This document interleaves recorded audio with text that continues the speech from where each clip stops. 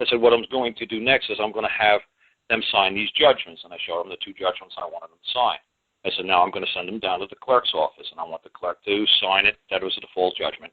And I just want them to deliver it back to me in 72 hours. And I said to them, if they don't do that, then I'm going to say to the district court or the United States District Court, are you a public officer or are you a public employee or are you working for a private corporation and you're just a legal instrumentality to the person known as the United States? Then you don't have to be bonded. So, just like the IRS doesn't have to be bonded. They're not bonded public employees. They're not bonded public officials. So if I'm trying to go after their public oaths or I'm going after their bonds, they don't exist. So I'll be wasting my time. So I said to the Marshal Service, I said, you're going to get a complaint, again, from the district court down there that I'm asking them for their public oaths to be, put on a public record that I have access to them, and then I'm going to ask them for bond information. And they're going to tell you that I'm committing paper terrorism. I said, I'm not doing that. I said, this is your law. This is their law. I'm doing it step by step by step. And I showed them all the steps that I'm still going to do. Mm-hmm. So, like, the Marshal guys were looking at the steps. Thank God that, like I said, the Marshal guys was like, then you're going to do, I said, this is the book I got it from. I got it from your website. I got it from the uscourt.gov website. I said, you see that on the very first page of uscourt.gov website, what does it say? All federal courts are Article 3 courts established under the Constitution. And courts of record. Well, that's what it says. I said right there. I said, well, let's first juris section 344 says all federal courts are courts of record. Well, and then I thought it said that on that website too. No, well, what I said on the website too, it said all state courts are common law courts. That's what it says on that website. The website I posted for you guys. So the first thing it says is federal courts are all federal courts are Article 3 courts. Established under the Constitution, and it says all state courts are common law courts. And then I said to them, if you look at Chorus Juris, not Chorus Juris Secundum, Chorus Juris, the first one, it says the characteristic of a federal court. Characteristic, all federal courts are courts of record. And then I said to him, let's look at Black's Dictionary. What's a court of record? Only moves under the common law. There you go. Only moves under the common law. So I'm moving in a federal court, which is a court of record, and all courts of record are under the common law. I said, and I showed him a map. I just sent it to Tom Murphy and somebody named Greg Grupa from Chicago. I showed him a world map that there's only 5 countries left on the planet that common law is the predominant law of the land. It's United States, Canada, Ecuador, India, and Australia.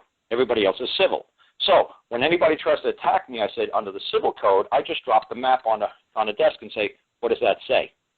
The common law is only in America, Canada. And I actually picture it, and it's all in colors, and it looks pretty. And I said, so I'm moving this. I have the authority, the control, the jurisdiction to move it over to the common law side. This is going to now be a common law claim.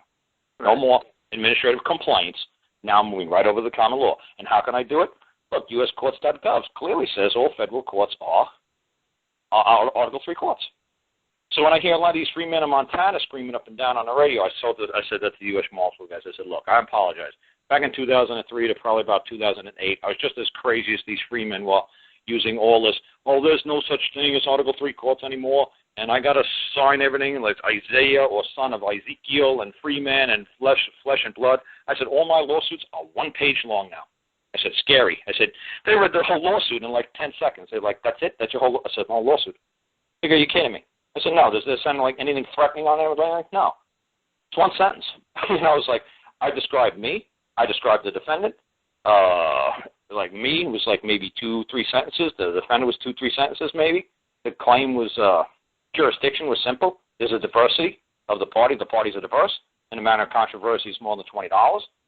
And the next line was the actual declaration of the wrong was forgery. They uttered a forged insurance, which is interfering with my rights. And then order that I put at the bottom is that I order, immediate compensation of whatever, $1 for every second my rights were interfered with, and that the other judgment was going to be signed that there is a forgery and that the forged instrument is to be noticed by the world as a void document, a void instrument. So I said, that's it. I said, it's simple. I said, how hard is that for you guys to read? I said, look at the front cover. What does it say? Like Karl Lenz versus like this, like DHL, it's like CPS for everybody else around the world. I said, what does it say on the other side? Says what the cause of action side says. It says trespass, colon, and then it says what? Forgery, and what does it say at the bottom? Verified. That's it. What's it say underneath there? Trial by jury, and magistrate only, and I'm trying to remember. It said one more thing on there. Trial by jury, you always want to say. You don't want a jury trial. There's a huge difference between jury trial and trial by jury.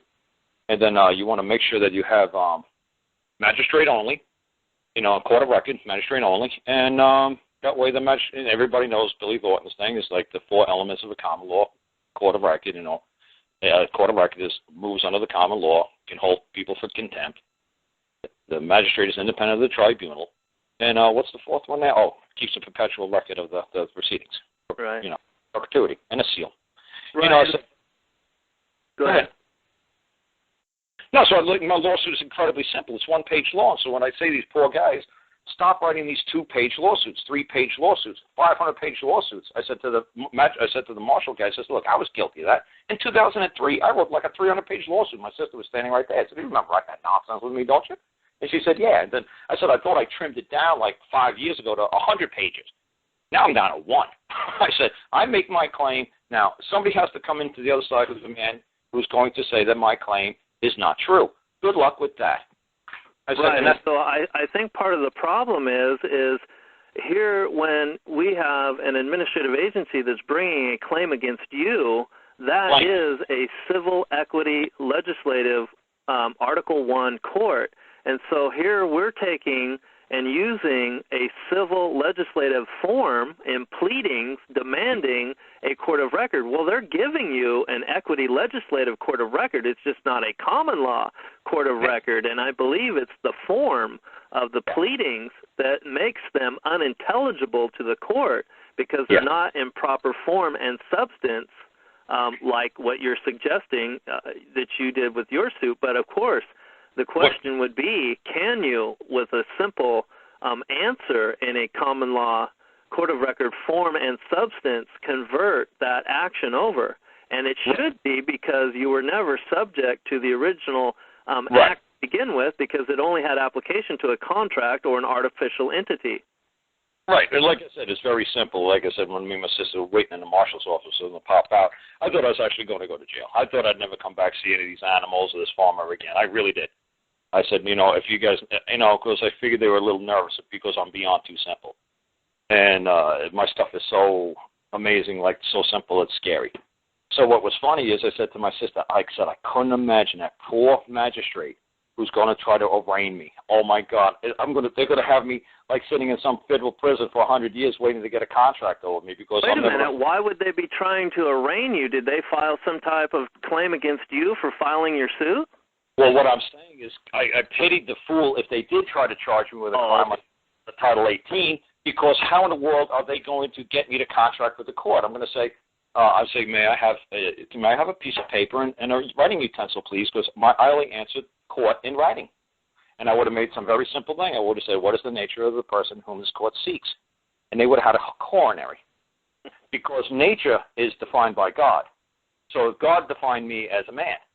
So as soon as they say that there's a man present in court, they're realizing they're a judge or they're just simply a magistrate. They have no jurisdiction over a man.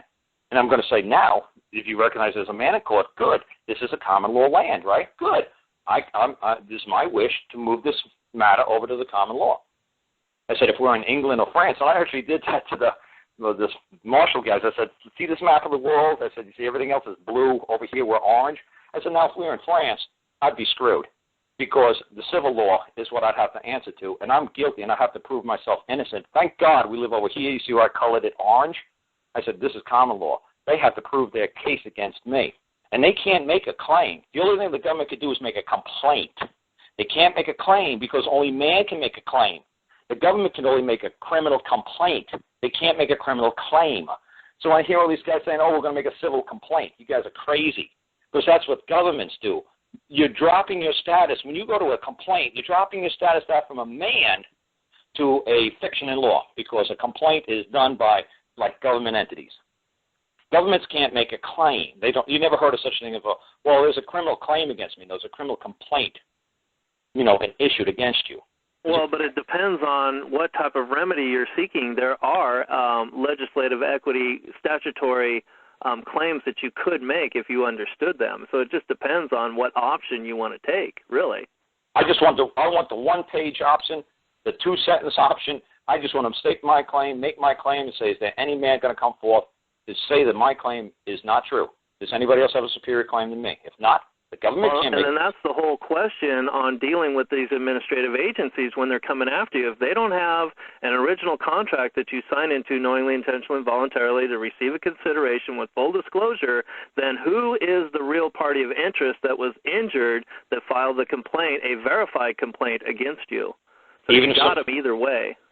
Even, like I said, even if it's a verified complaint, that's silly. You'd want to make a verified claim against me. No, I'm talking when they're coming against you, not when you're coming against them. Even if you enter into a contract with a fiction, like say you made a contract with your television for some reason, I don't know, you could pop yourself out of the contract. Like I said, maybe you heard that explanation I gave what time. What happened if you and I were on an airplane and we're in Al Jazeera Airlines or El Tel Aviv Airlines and we're flying over to Israel? And all of a sudden some crazy Palestinians get up and say, everybody who's a U.S. citizen, come forward so we can slice your throat and throw you off the plane. Now, are you going to exercise your right to be a U.S. citizen and say, oh, well, they asked me if I'm a U.S. citizen. Yeah, I guess I'm a U.S. citizen because I got a Social Security card. Yeah, I guess I'm going to get my throat slit and thrown out the plane. No, you have the right to exercise. It's a right that you could exercise, just like you could exercise your left hand or right hand if you want to. You don't always have to be a U.S. citizen. You don't always have to exercise your left hand or your right hand. It's a right that you may choose to exercise when you feel it's at your convenience or your benefit. Now, if I'm not going to get a benefit by being a U.S. citizen at this particular moment in time, how is they going to prove in court that I'm a U.S. citizen? Good luck with that. Who's going to stand on the other side and testify as a fact that I'm a U.S. citizen? An attorney can't testify in court. And Clayton Cherry taught me this, because if you look into Google, there has been no New York State foreclosures on homes for like the last 3 or 4 years, because these guys, like a Clayton Cherry, said in court, we're going to need to have the representative of the bank take an oath to testify in open court on the witness stand that everything he's saying is true, or it can't be entered into the record. There has been no foreclosures in New York State for like the last 3 or 4 years because the Supreme Court judge in New York said he's absolutely right, or his little group is absolutely right. An attorney can't testify to a fact. He has no first-hand knowledge of any of the events that happen. Well, they brought the bank president and manager here on a case of my friend and did just that. They took the stand and they testified under oath of affirmation that they witnessed the closure, the signature, the mortgage, everything, that all the paperwork has been in their possession at all times. Well, I don't know what all the questions were, but yes, they led them to that testimony, you bet. Well, like I said, what Clayton Cherry did was great. The way the man explained it, I would explain to a lot of people, the first thing you ask a judge is, it says, is it true that for evidence to be and facts to be noticed by the court, it has to be come in on first-hand witness, and that both parties must be sworn in? And he's like, yes, that's true. It's like, okay, well, for an appeal purposes, may all the evidence or notices or facts to be entered into the court, can we please put it on the record under sworn oath of affirmation? And the judge will say, well, absolutely. He says, okay, well, then I would like to swear on the oath of affirmation that everything I'm saying is true and nothing but the truth, and help me God. Now, I want the other side to swear themselves in. Right. And then he's like, the attorneys can't do that. It's like, well, then who's going to swear in for the other side? Well, then nobody's showing up on the other side, so I guess I win by default. He says, so that's how you knock the attorneys right out. My sister did it in her divorce. And like I said, she told some other man today, she said, you know what, that was the first case I ever went into court, and I won. She said, I've been doing worse and worse and worse as time has gone by because I didn't know anything. And the first time I went to court, I just listened to my brother, and I did it exactly the way he told me to do it. She says, now I'm trying to figure out a way to make it better, what he tells me, and I'm just starting to lose now because I just won't stick to when she appeared in court, the judge lady, they're all called Supreme Courts when you go to divorces up there in New York. She said the Supreme Court lady said to her, it's time to introduce the parties. She said, who are you? She said, well, my name is Karen, and I moved in my person. I and my case are now before the court. So then she said, okay, you're going to be represented by attorney. She says, my name is Karen Garner. I and my case are now present in court. And she says, so are you going to self-represent or do you want an attorney appointed you? She says, I am Karen Garner. I and my case are now present in court. And the judge said, okay, I understand. So then they introduced the other side, and, her husband was like a rich guy. He's got a quarry, he's got a scuba shop in Long Island, he's got a ranch in Montana, he's got big bucks. He had 3 attorneys. And they all introduced themselves. So my sister was the moving party, so she went first. So the judge let her say her thing. And as soon as the other side stood up, the ex-husband was smart, got a female attorney because it looks better, a female attorney going against a woman than a male attorney going against a woman in a divorce. As soon as the female spoke, my sister said, I object. And the judge was like, why does your turn to speak? Now it's their turn to speak. Didn't my husband did he get a sex change? Because it sounds like there's a woman talking over there. And she's like, no, that's his attorney. He's like, ma'am, our attorney's allowed to testify? And she said, if she has any first-hand knowledge, she has. Can you ask her if she has any first-hand knowledge of this? He says, do you have any first-hand knowledge of this, to any events that occurred during their marriage together as husband and wife? She's like, no.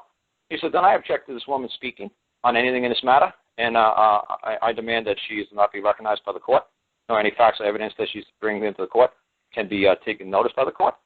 And the judge said, okay, duly noted. She said to the attorney, she said, sit down. The attorney started saying, but ma'am, she said, you know the rules, now sit down and shut up. So then her husband had to get on the witness stand, and she just beat him like a piñata because he didn't know when to shut up. He just started talking, and she said, I cleaned his clock. And I'm telling you, that's all you have to do. When the judge realizes, and you just say to the judge, the nature of the person that's before the court, the judge is competent. It's when you start to try to get away from other than just saying, my name is, what's your name, sir? My name is Karl Lenz. What's your name? I'll never get your name, Mr. Talk Show host here. Your name? What's your name? Ben. Ben? Yeah. Okay, hey, Ben. What it is like you just say, Ben just says, I in my case am now present in court. And that's all you say. And the judge will say, well, you're going to represent yourself. I, Ben, in my case am now present in court. I'm now here before the court. And you just say the same thing 3 times. I'm going to ask you 3 times. I swear to God, it's true. They do it 3 times. And then they say, okay, we understand. That's all you say. I, Ben, in my case am now before the court. I present my case to the court. There you go. And what does that do? Let me ask you that. I mean, I understand what you said there, but exactly what does that accomplish when you say that? What does the judge understand? The judge understands that there is a man present in court, and that the man is moving under the common law, and that there is no attorney present. You're not pro se. You're not some crazy jury jurist, whatever. You're not any of this crazy nonsense. So the judge realizes that now you are invoking the common law. Understand. You in your case, your suitcase, you're packing all your evidence and notices and everything else. You're packing everything into the court, and you just want the court to take notice that it's a man present in court with their case, and you have evidence and stuff. But like I said, the best way to do it is, like I said, Mr. Cherry, I give credit where credit is due, just like they would Billy Thornton a little while ago. And that's where you guys could find him on Angela's old talk shows. His name is Clayton Cherry, and he just asks the first question you say to the judge. Say to the judge, Your Honor, is it not true that for any statement to be deemed admissible evidence, it has to be under oath of affirmation? And, of course, the judge is going to have to say yes. And then you say, therefore, before we proceed, it is my wish, because only man can wish, to be sworn in through affirmation. Therefore, there can be admissible evidence pressed upon the record in the event of and for appellate review if it is necessary. And it is my wish that the other side do the same. So there you go. And so right there, you've done it. You neutralize the other side. There's nothing that they can say. I have a question. Unless you're going against another man, then you're in trouble. It's really simple. And like I said, this is great. This knocks all the lawyers out of the picture. This stuff that I'm saying will not work in common law when it's a common law contract between man and man. This is not a loophole to get out of that, because this only deals with administrative government offices coming at you, or attorneys coming at you for credit card companies. Or she did it with a credit card company, worked fantastic for her. She did it with a real estate company, worked fantastic for her. It just knocks the other side right out of the box. There's nobody who's going to show up on the other side. I have another question. Is that a remedy for a wrongful foreclosure in a federal district court? Well, wrongful foreclosure, like I said, this is what Clayton Cherry... No, well, hey, it wouldn't be, because if you took it to federal district court, it would be you taking that claim to federal district court. So the application of this would be if an attorney was bringing a claim against you without having a real party of interest. The real party of interest is only the party that can testify against you. So the attorney can't run any type of claim against anybody. They have to have the real party of interest there to move the court. And what's good is, but if all that is passed, is there still a remedy if the judgment for foreclosure has already been issued with using this? That's an easy one. Who made the motion? Who motioned to court for the judgment of the foreclosure? The other side? Yes, plaintiff attorney. Everybody knows this one. I've been saying it like a broken record. Who did I get this from? Richard Cornsforth. Everybody knows Richard Cornsforth, right, Ben? Yep. Yeah. Okay, great. What's the case he uses that works like a champ all the time, gets rid of 99 summary judgments against everybody, against the man, when it comes from an attorney? Trenzi versus Pagliaro, 1965. That's the one that voids every single judgment that's ever been moved, either by a motion or summary judgment by an attorney. 99% of every single judgment is void on its face. If it was only, if the court took notice of an attorney's motion for a summary judgment, because only a man can motion the court, not an attorney. Huh. Okay. Listen to Richard Cornforth's thing. It's a really long, boring thing. It's like secrets of the legal secrets of the legal industry. There is a transcript out there on Scribd, like SCRIB. So when somebody says, "Oh man, a guy goes on for hours," talking about silly stuff, it's like, look, there is a transcript on Scribd. You just go on the Scribd website and you type in Richard Cornforth. I even posted it. I took the transcript and I posted it to my account on Scribd. So when people say, "Oh man, he talks on for hours," it's like, look, there's a very simple line. If you go into that Trenzi versus Pagliaro, and it simply says, if an attorney motioned to court for a summary judgment or default judgment is void on its face. It's that simple. Now, do you take that back into the original court, or do you take it to an appellate court and Nope, don't ever go to after the fact? Nope, you just go in, and every case could be overturned. It's so funny. If you hold common law court, like somebody who's so hassling me, like guest number 10, "Hi, ma'am," "Hi, sir," that's okay. I like when people bash me on those bubbles or bash me on the calls. That's fine. I like it. I'm from New York. I'm a glut for punishment. So if you understand that you're a man, and if you understand common law, if you read the Judiciary Act, oh boy, the lawyers are going to hate this one if they hear me saying this one. If you read the Judiciary Act of 1793, Clause 31, if you did wrong, there's no statutory limitations on when you could bring back your claim or void or overturn a claim if you believe you were defrauded or an attorney brought in motion for summary judgment. There is no time limit on a man. Not only does that Clause 31 say that in that act, your children can bring it up. Their children can bring it up. Their children's children's children can bring it up. So when you hear these statute of limitation nonsense, and like I hear some stupid show, A Handle on the Law, and he always says, "Oh, 2 years went by. Oh, 3 years went by. Oh, 7 years went by. Oh, 15 years went by. That's too long." Bull. In common law, there's no such thing as a statutory limitation because that's called a latch. Man can't be latched. Man isn't bound. Man has will, and he can do whatever he wants at any time he wants. They can't create a way to bound us. It's like everybody knows. What is that one? Article 6 of the Constitution, Clause 2 and 3. Everybody knows that all state and federal employees and judges are bound by their oaths to the Constitution. Well, we're not bound to anything. We're not latched to anything. So when you hear the statute of limitations binds us or limits us, no.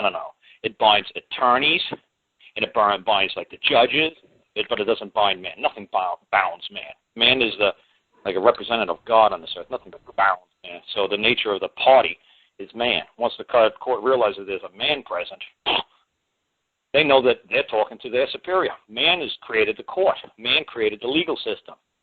I'm just a representative of my great-great-grandfather who created you, dude. And they realize. Wouldn't that simply be either a writ of error or a void judgment then? That's what's great. You see, you're thinking good. But what you got to do is you say compare that with a void judgment, or compare that with what was the other thing you said? Writ of error. Right, because that's it. Dean Clifford really liked what I don't know if you heard me talking to Dean one day on his show. Dean said, "Lovely, lovely." I said, "Dean, I watch your videos." I said, "You're good. You're going to go places." I said, "But you got to control your little temper thing you got going on." But let me toss you a little nugget here.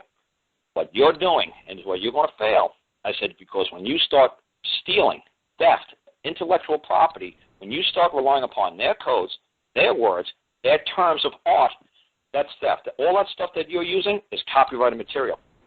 You can't use that in common law.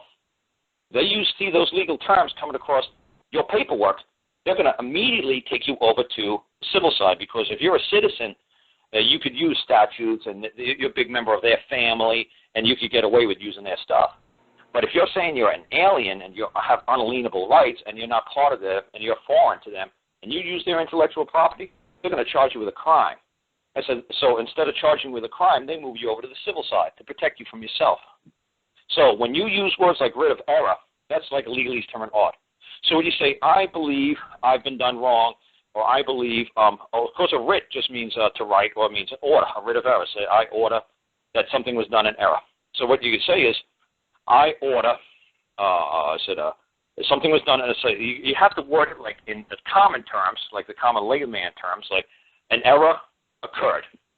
Compare that with writ of error. And then you put it in a four-corner bracket because you don't want that to actually be officially in the paper, but use that little like CF. Compare that with writ of error. So you don't use their terminology, because then if you speak legalese, they could speak legalese. You always want to keep it in the common language of wherever your custom native is, your Peyote people or whatever. You don't want to start speaking legalese. You want to stick it in your native language, the common plain language. You don't want to start thinking fancy and using big fancy words and big. Like I said, I'll send you my one-page lawsuit. You say, "Holy cow, this is so simple. It's scary," because you keep it in simple, plain language. Because you flatly saying to the judge anytime they talk to you and you put it in writing, say, "I don't speak legalese. I don't know what this code 73256 is. This is some sort of crazy code you're coming at me with. Is some man making the claim that I did him wrong? Just give me time to settle this matter on a private side with the man. I'll be more than glad to come back if I don't, but I'm not sure I compensate any man for any wrong that I do to him. Who's saying I did him wrong?" It's like, well, nobody's saying you did him wrong. Well, then you don't have a case against me because I'm the man.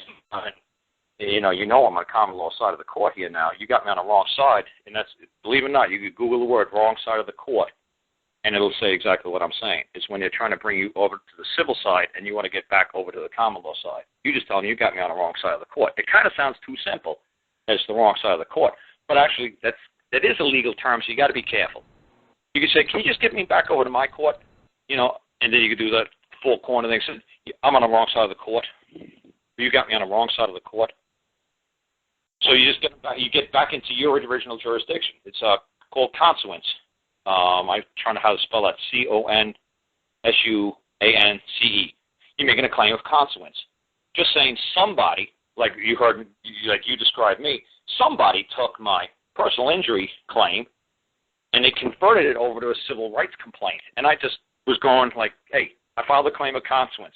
You got it on the wrong side of the court. I demand that you bring it back over to the common law side in which I filed it through the clerk of the court's office. Nobody had the right to practice law and represent me and convert my claim over to a complaint. So you file a claim of Conusance. And all Conusance means is what I described. Somehow this got over to the wrong side of the court. Can you please bring it over, back over to the side where it belongs?